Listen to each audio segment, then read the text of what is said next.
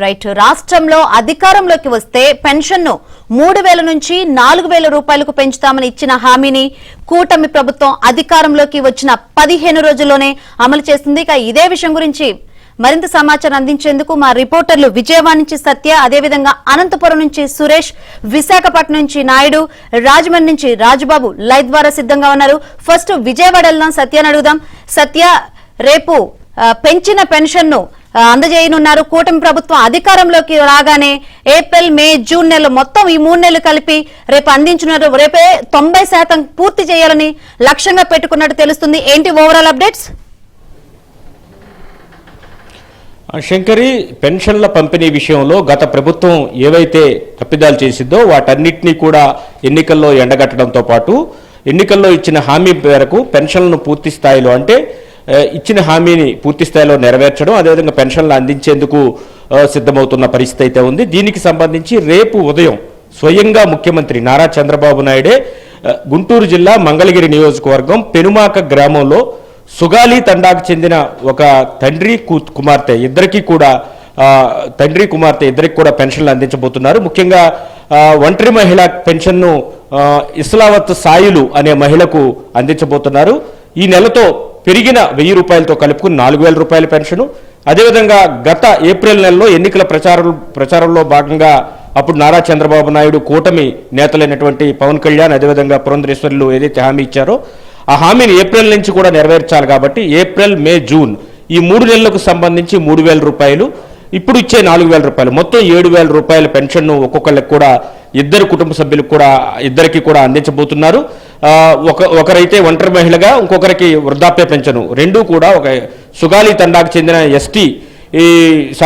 ఎస్టీకి చెందినటువంటి వారికి అందించబోతున్నారు. దీనికి సంబంధించి గుంటూరు జిల్లా అధికార యంత్రాంగం కూడా పూర్తి స్థాయిలో ఏర్పాట్లు చేసింది. ఇక రేపు రాష్ట్ర వ్యాప్తంగా ఉదయం 6 గంటల నుంచే రాష్ట్ర వ్యాప్తంగా 65,18,496 మందికి పెన్షన్లు అందించబోతున్నారు. అంటే వివిధ కేటగిరీల కింద వీరికి పెన్షన్లు అందించబోతున్నారు.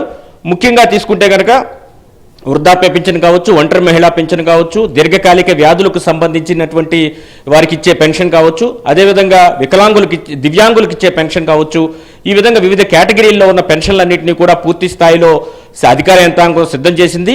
ఈ ఒక్క నెల పెన్షన్ల జారీకి సంబంధించి 4,408 కోట్ల రూపాయలు ఖర్చు అవుతుందని ప్రభుత్వం అంచనా వేసింది. ఇప్పటికే ఆ నిధులు కూడా ఆ బ్యాంకుల ద్వారా సచివాలయ ఉద్యోగులకు డిస్పర్స్ చేయడం జరిగింది. వారు మొన్న శనివారం సాయంత్రానికే పూర్తి స్థాయిలో దాన్ని విత్డ్రా చేసుకున్న పరిస్థితి అయితే ఉంది. ఈరోజు ఎక్కడైతే శనివారం విత్డ్రా చేసుకోలేకపోయారో, ఆ బ్యాంకులు పనిచేయలేదో, ఈరోజు ఆ బ్యాంకులు పనిచేసి ఆ మొత్తాన్ని కూడా సచివాలయ ఉద్యోగులకు డిస్బర్స్ చేయాలని కూడా సీఎస్ సమీక్ష సమావేశం పెట్టి మరి ఆదేశించారు. కాబట్టి సొమ్ము మొత్తం కూడా గ్రామాలకు చేరిపోయింది. రేపు ఉదయం 6 గంటల నుంచి ముఖ్యమంత్రి తొలి పెన్షన్ను పంపిణీ చేశాక అటు డిప్యూటీ సీఎం కూడా పిఠాపురంలో పంపిణీ చేయబోతున్నారని తెలుస్తోంది. అదేవిధంగా రాష్ట్ర వ్యాప్తంగా మంత్రులు కూడా ఈ పెన్షన్ పంపిణీ కార్యక్రమంలో పాల్గొనబోతున్నారు. మొత్తం స్టేట్ వైడ్గా మొత్తం 65,18,496 మందికి ఈ పెన్షన్లు జారీ చేయబోతున్నారు.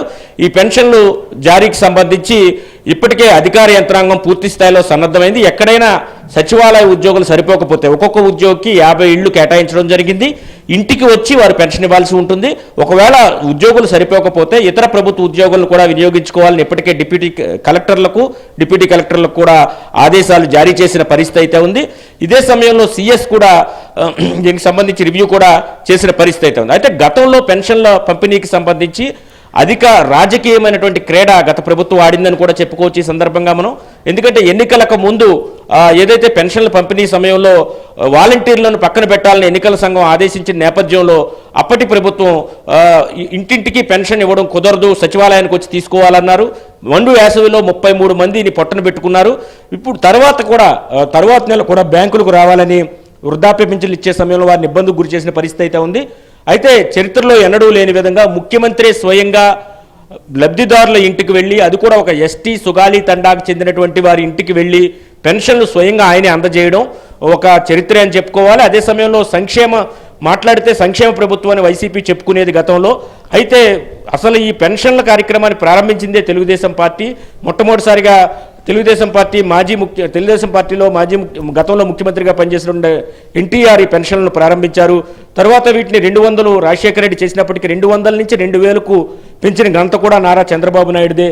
2000 నుంచి 3000 చేయడానికి గతంలో ఏదైతే వైఎస్ జగన్మోహన్ రెడ్డి హామీ ఇచ్చి వెంటనే చేస్తానని చెప్పి ప్రమాణ స్వీకారం చేశాక దాన్ని 5 ఏళ్లు తాత్సారం చేసి సంవత్సరానికి 250 రూపాయల చొప్పున ఆఖరి సంవత్సరం కూడా విడుదల చేసిన పరిస్థితి అయితే ఉంది.